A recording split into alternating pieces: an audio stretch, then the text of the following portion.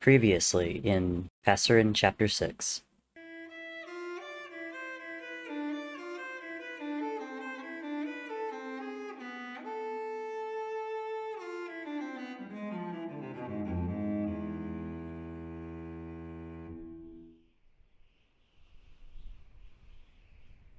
We're almost there, Techno called out. It's just over this hill. He looked back to find Wilbur slowly making his way up the slope. Filza hovered close behind, grimacing every time his son slipped or slid against the snow. Wilbur, in true Wilbur fashion, had decided he did not need any help, blaming his blunders entirely on his new fur-lined cloak, and not on his inexperience with maneuvering a frozen incline. If he weren't so sure Wilbur would retaliate with an arrow to his shoulder, Techno would have laughed at his flailing attempts. Techno leaned against his trident as he watched Wilbur swat away Filza's assistance. But unlike before, there seemed to be no true heat behind the rejection, just Wilbur being Wilbur. Techno knew the fault lines between them could not be healed overnight, but he had to admit it was nice, having Wilbur not look at his father with murderous intent every time. Ugh, Techno thought, when did I get so sentimental? If the voices had any comment, they kept to themselves. In fact, they had been quiet the whole day. It wasn't unusual for Techno to go days, or even weeks or months, at some points, without the voices murmuring like nosy neighbors in the back of his mind. But this felt different, sinister somehow. It felt like the smug silence of an opponent that knew they had the winning hand. Gods, Wilbur, Techno called out, digging the butt of his trident deeper into the snow. This entire tundra will have melted before... The rest of Techno's words trailed off as he felt his trident hit something too hard to be just snow. With a sinking feeling in his gut, Techno looked down at where his trident had struck, slowly moving the snow aside with his weapon. Slowly, but surely, unveiling what was hiding beneath his feet. Techno? Wilbur shouted, getting closer. Techno, what are you doing? Gods, Techno whispered. Gods and stars and shit. Because beneath the snow was a pale face, staring unseeingly up at Techno, its expression of wide-eyed terror forever preserved by the cold.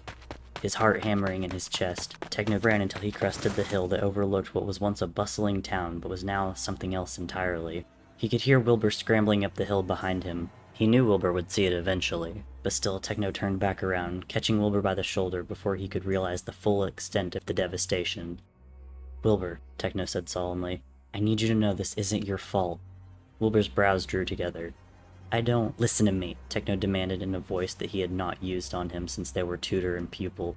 We're here for one thing and one thing only, and if anything can get in the way of that, your self-doubt, your fear, your loathing, I suggest you leave them at the door. Right here, right now. Do you understand? Wilbur's eyes hardened. I'm not a child. That wasn't my question. Wilbur shrugged his hands of him and gritted out. I understand, before marching stoically up the rest of the way. How bad is it? Filza asked quietly as they watched Wilbur reach the crest. Fucking bad, was all Techno said in response. Techno could pinpoint the exact moment Wilbur saw it for himself. He went rigid, his hands curling into fists, the only indication that he was not a statue of frozen flesh and bone. When Filza and Techno joined him at the summit, Techno heard his fellow god draw in a breath as he, too, took in the massacre below them. Burned bodies laying in scorched snow, frostbitten corpses laid in careless piles or tossed against the city walls, bodies too small to belong to adults. Blood scattered across the white landscape like some errant child had taken a red paintbrush to a blank canvas. Dozens, hundreds, thousands. The entire city presented like a gruesome welcome sign. Without a word, Wilbur slid down the rest of the way, his boots skidding against ice and snow. Phil and Techno exchanged a brief glance before they followed after him, and the three of them made their way through the carnage, none of them speaking or even daring to breathe. Techno had seen his fair share of ruthlessness, but this cut to the bone like nothing else ever had. Perhaps it was the carefully blank look on Wilbur's face, or the way Phil tucked his wings close around himself, maybe remembering a different town, the first of the people he had sworn and failed to protect. Or perhaps it was because somewhere along the way, their people had become Techno's people as well. Not soldiers, not warriors, just people. It was until they were past the city gates that Wilbur's knees finally buckled, and he fell against a lamppost, retching. Phil was there immediately, rubbing soothing circles on Wilbur's back and whispering words too low for Techno to hear. He was too busy taking in the city, Despite the massacre of its citizens just outside its walls, the city remained immaculate, its cobblestone streets and brick houses untouched. Through an open door, Techno could see a room frozen forever in mundanity, a table laid with now spoiled food, the chairs pushed away from it as if the family it was meant for had simply walked away from it, not knowing they would never return. In fact, there didn't seem to be any sort of disturbance within the city itself. No food carts overturned, no doors thrown off their hinges, no marks on the ground where people could have been dragged. What little snow stuck to the ground bore no signs of violent trespass, just evidence of that the entire city seemed to have willingly went to its slaughter. What the hell happened here? Techno thought, his hands tightening on his trident, almost snapping it in half. All of this, Wilbur said, staggering to Techno's side. All of this just to get us here. Not us, said Philza, coming up from behind them. Just me. I was getting close to something big, and the green god called me back. Techno let out a bitter bark of laughter. Philza, don't tell me we're supposed to reason with someone who could do this, just to invite you to his little playdate. We've done worse ourselves, Phil said quietly, making Wilbur freeze. To fighters. To enemies. You once fought for any cause that would have given you an enemy, Phil reminded, his eyes pinning Techno in place. There was no accusation in them, just truth. That you would blanch now is proof how far you've come. But in a few minutes, Techno, I think we'll need your old heart. I know, Techno mumbled, turning away from Philza. Don't send a mortal for a god's work. Hey, Wilbur said weakly, I'm right here. And we're so glad to have you with us, Techno said wryly. Could you say that again without looking constipated? Techno shook his head, unwilling to discuss it any further. Wilbur was not meant to be here. Techno had already lost a brother to this war, and wasn't too keen on losing another. He knew there was no force on Earth, mortal or immortal, that would stop Wilbur from standing under this pale red sky, running a finger over the pommel of his rapier sheathed at his side, with every intent to shove it through the heart of the god that killed his baby brother. In the distance, church bells began to ring. Philza met Techno's eyes. He's calling. Techno nodded, gripping his trident tighter. And we're answering. They moved as a unit through the dead city, no sound except for the howling of the wind and the insistent toll of the bells. The closer they got to the heart of the city, the more Techno felt like each footstep was not his own. There was a greater gravity pulling them forwards, giving them no choice but to descend. And then as he came around a bend, he saw it. A bell tower rising toward the sky, its bells still pealing away, and beneath its long shadow, a church of marble with its doors thrown open. An invitation. It's not too late to turn back now, Techno said. Yes, Wilbur said.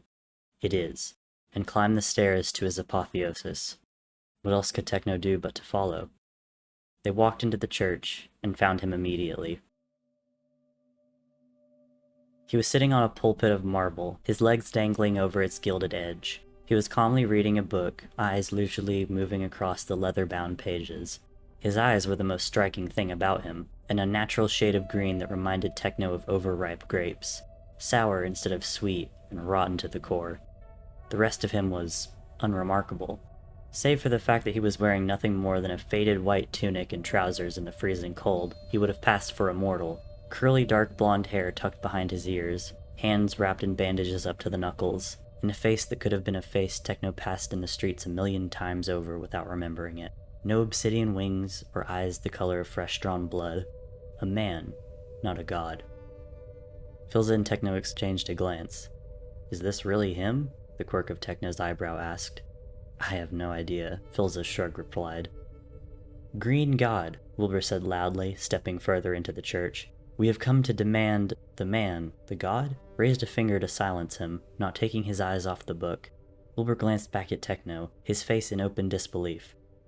For a moment, the three of them stood in the threshold, awkwardly shifting from foot to foot as the green-eyed being read on. Then after a while, he took a deep breath, nodding to himself as he snapped the book closed and finally considered the three of them standing below him. And then he smiled, and there was no question about what he was. There was nothing kind in him. This was a god through and through. Finally, he said, I was beginning to think you'd never show. Techno froze. No. It couldn't be. It wasn't possible. It wasn't. Out of the corner of his eye, Techno could see Wilbur, his mouth agape. He'd never seen him so terrified. "No," Techno whispered, or maybe he screamed it. "You too?" Wilbur nodded slowly, unwillingly, or maybe unable to rip his wide-eyed gaze from the green god, because the voice that came out of the green god's mouth, it was the voice. Singular this time, and not a chorus, but still the same voice that had hounded Techno through the centuries, that had tied him irrevocably to the young prince and his forest fire brother. The voices, he and Wilbur had called them, but in truth it had only ever been one, echoing over and over like words shouted into a chasm. A voice. The green god's voice. "Surprise!" The voice, whispered in Techno's head, as the green god said the same thing out loud. "Surprise!" "What's going on?" Phil demanded, his expression half worry, half confusion. "Techno?" "He's the voice, Phil," Techno whispered, his mouth feeling dry. "All this time it was him." "But how?" "Oh, that's a long story," the green god said with a chuckle, the same low, haunting laughter that had taunted and mocked Techno for as long as he could remember. "But first, how are you? You must be weary from all that traveling. Especially you, Wilbur. So sad to hear about your brother. Mortal hearts can only take so much hurt." He gave a casual shrug of his shoulders. Then again, immortal hearts aren't much different, especially if they've been foolishly given to the wrong people. Take the war god, for example. The angel of death merely drove a sword through a heart already broken. A flicker of a darker emotion, nameless, fleeting, crossed the green god's face, before his unnerving smile took center stage once more. "Speaking of the angel, did you like my invitation, Philza? I spent such a long time drawing it up. But I figured you only deserve the best war, right?" "Who?" Philza began with measured fury. "Who the fuck are you?" The green god considered them with a tilt of his head, blonde curls falling over glassy green eyes. "They call me by many names. You know me as the green god. Others brand me the god of chaos. The progenitor. He who pulls. He who watches. All silly names mortals gave to something beyond their understanding." He placed the book he was reading on the ledge behind him and raised his arms over his head in a languid stretch. "But my friends called me Dream." The red sunlight streaming through the stained glass windows fractured over Wilbur's face, painting him in a kaleidoscope of colors as he stumbled over his words. Charming King Wilbur, for once rendered speechless. The green god, Dream, seemed to delight in his fumbling, his smile turning sharper as his gaze found Wilbur. "Wilbur," Dream said, "I truly commend you for that show with the explosions. You took most of them out in one fell swoop. But I have to admit that if Techno had continued on as he was going, I would have been forced to step in. I suppose I shouldn't have underestimated the great and powerful blood god." Wilbur shook his head slowly, as if coming out of a daze. All those people,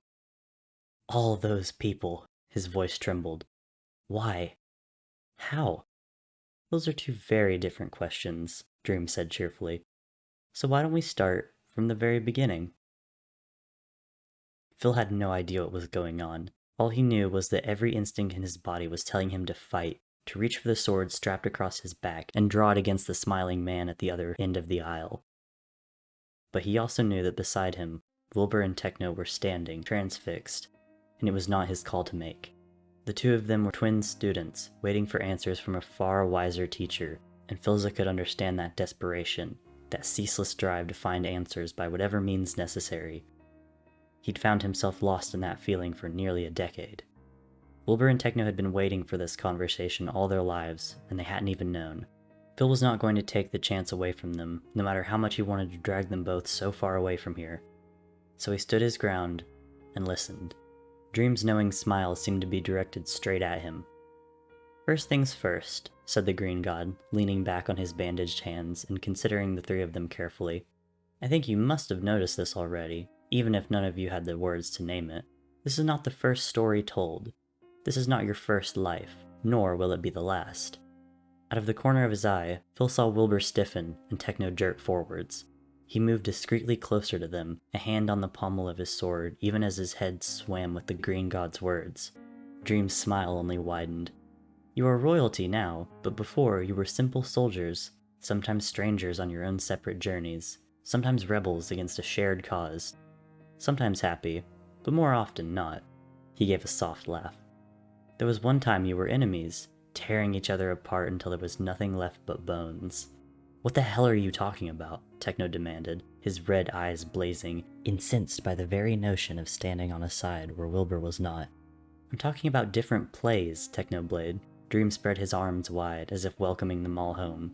Different stages, different actors, different scripts, but all the strings leading back to me.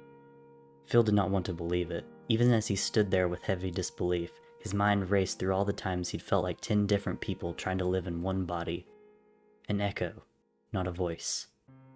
He thought about all the dreams of finding Wilbur in a dark room, of Tommy standing on a bridge that went on until the very end of the world, of Techno watching him from an island in the sky, all of them terrified, and too real to be just dreams. If that was true, then Phil's bones were older than he thought. He'd always been dancing to someone else's song, over and over, and over and over again. When Wilbur spoke again, his voice was a fractured mess. So everything has been you all along.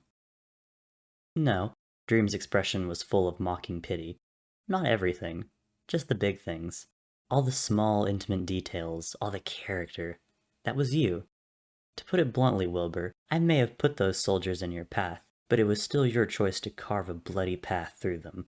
It was still you that sounded that horn, still you that pressed that button. He shrugged. If you're looking for absolution, you won't find it here. And the voices. The voice. Oh, that? Dream's grin was laced with venom. Honestly, I just wanted to screw with you, have some fun for myself while I waited in the wings. Philza turned to Techno and Wilbur, but they were already looking at each other, their faces a reflection of the others. In all the world, they were the only two who could truly understand each other in this. Philza was merely a witness. He'd seen Techno pull his hair out in anger, and seen Wilbur lose weeks of sleep, seen them both unravel at the seams over it. Philza himself had burned through libraries and crypts, looking for an answer. But now it was here, as simple as it was terrible. The Green God was simply bored. You're a monster, Philza gritted out, his fingernails digging into his palms until they drew blood. You're a goddamn fucking monster. Oh, I haven't even gotten to the worst part, Dream laughed. Technoblade. Techno glared up at him, bloody murder in his eyes. You're the real tragedy here, actually. At that, Dream dropped down from the pulpit, landing soundlessly on the marble below. Techno and Philza instinctively put themselves between him and Wilbur, but the god simply leaned against the first of the pews, examining them with all the nonchalance of a child finding a curious bug crushed beneath its heel. I almost let you sit this one out, you know? I almost allowed you a quiet life in the woods with your family. Surprise broke through Techno's fury, but it was Wilbur who spoke up. His family? Oh, sure. Father, mother, siblings, the whole 9 yards. Siblings? Techno finally croaked. 3 sisters, 2 brothers, Dream informed him gleefully. But then I changed my mind. Couldn't waste all that dormant godhood in you. All the gods are major players, but none of the others are as fun to play with as you. What did you do to them? Techno demanded, stepping forward. His trident was suddenly in his hands. What did you do to my family? Techno, Phil warned, or maybe it was Wilbur. Dream smiled. The correct question, he said slowly, is what you did to them. Techno lunged. They crashed against the marble pulpit with enough force to crack it. Techno had a fistful of the green god's tunic in his hand and his trident in the other, breathing heavily as dust and chips of marble rained down on them both. He could hear Wilbur and Philza calling his name, but every other noise was drowned out by Dream's laughter, a sound that had become so familiar to Techno over the years. He had hated it all his life, and now there was a smug-looking face to attach to it. I told you, Dream spat in his face. I don't call every action, Technoblade. I present the choices, but you make them. I was the voice, but you were always the blood-stained hands. I don't even remember their faces, Techno thought, tightening his hold on the green god's shirt until he could hear it begin to tear. I don't even remember their names. And yet he was consumed by it, an anger that felt like all his nerves singing at once, demanding the same thing. Vengeance. Fractured light slanted over the 2 gods. The whole world was a broken, miserable thing. Why? Techno hated the despair that bled into his voice, but there was nowhere else for it to go. Why me? Why did you change your mind? He tried searching for sympathy in Dream's face, but all he received was the darkest sort of humor. You can search for meaning all you want, he said. Turn over every rock and read all the stars in the sky. But the truth is, Techno, you were simply in the wrong place at the wrong time. All of us, Techno growled, are just helpless insects in your goddamn web. Is that it? He thought he might have seen something graver flicker over Dream's face, but it was gone before Techno could put a name to it. Not all of you. Techno was going to kill him. He was going to put his trident through that wicked little grin and be done with it all. But then he felt a pair of hands at his shoulders, pulling him back. Techno, Wilbur's voice, leading him back to his own body like a lighthouse calling a ship to safer shores. We still need him. He still has to give him back to us. Right, Dream hummed as Wilbur dragged Techno to his feet. You still need me, Techno. Don't you fucking call me that, Techno spat. They had him surrounded. He was on the floor, leaning against a broken pulpit, and yet the bastard still looked like he held all the cards. Because he did. Techno felt himself sag at the realization. Dream had everything. Because he still had Tommy. Dream squinted up at each of them in turn, his eyes finally landing on Filza, who'd drawn his blade. Dream considered the sharp tip pointed straight at him. That's the same sword you killed the war god with, yes? He asked calmly, as if they were discussing tea. Phil didn't deign to give him an answer. Techno alone recognized that look in Phil's eyes. Phil had never been haunted by voices, but he demanded blood all the same. Did he at least fight well? Dream continued when it was clear none of them were replying. He must have, if he managed to kill your son. You will listen to me, Phil said, his voice as cold and lifeless as the tundra they'd ridden through. I do not care about your stories. I do not care about you. But if you have all this power, if you can rewrite history, then you will give my son back. Or else. Or else what? Dream demanded. We've been down this road before, Filza. You've had a million chances to kill me, to end this loop. But still, here we stand, still at an impasse. But that wasn't quite true, Techno thought. He makes even the green god afraid. Somehow, despite everything, Filza had the upper hand.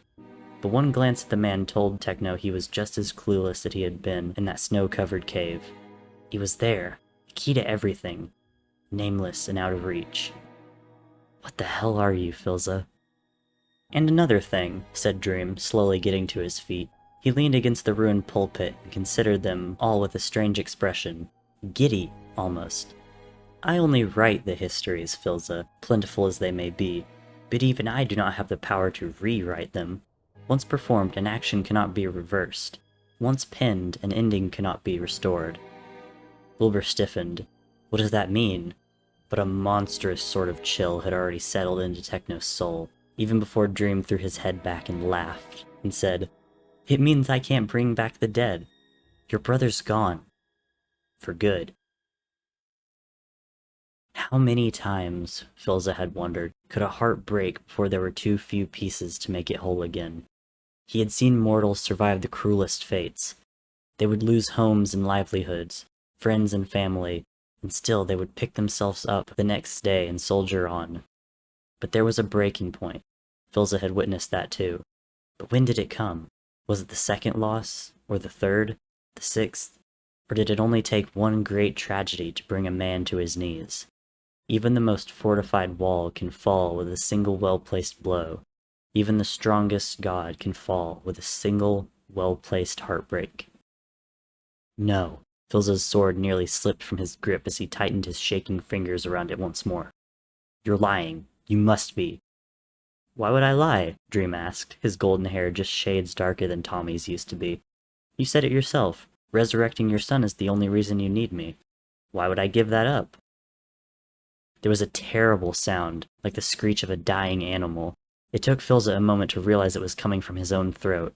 He moved without thinking, without breathing. He raised his sword high above his head and brought it crashing down on the god that had taken the remnants of hope from Filza's grasp and dashed it against a wall.